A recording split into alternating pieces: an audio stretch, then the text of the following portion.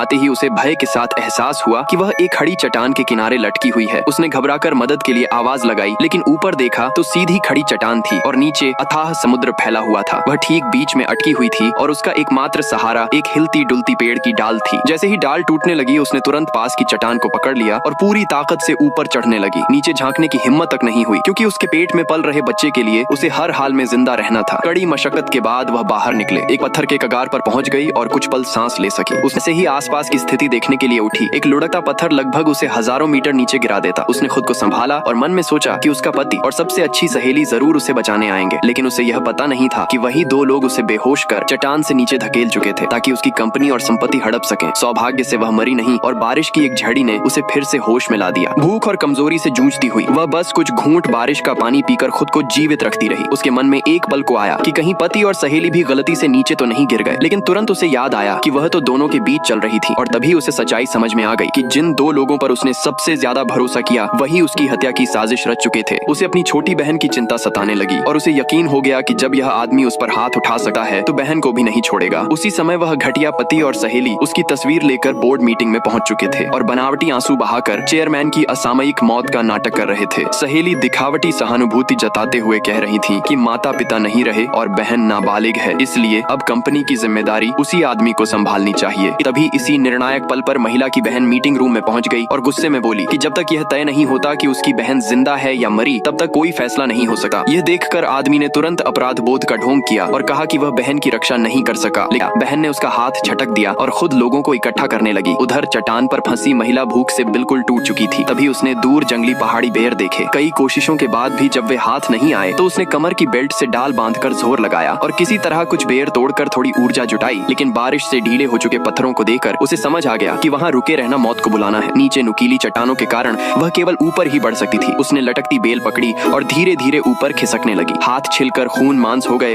और ताकत जवाब देने लगी। इसी बीच पेट में तेज दर्द उठा, जिसे वह